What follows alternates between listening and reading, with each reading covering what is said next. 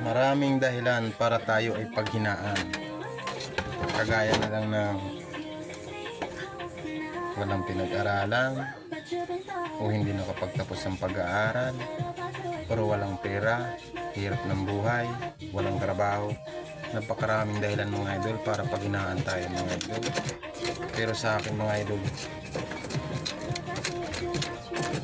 hindi ko yun sinasabayan mga idol. Ginagawa ko mga idol, naghahanap ng trabaho, dumidiskarte sa buhay para makaahon ng pamilya. Ganun ako mga idol. Hindi ako sumusuko mga idol. Kasi kapag sumuko ka, parang sinuko mo na rin yung pamilya mo.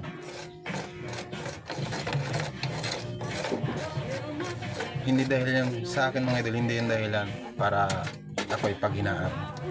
Lakas ng loob. Lakas ng loob at pagmamahal sa pamilya.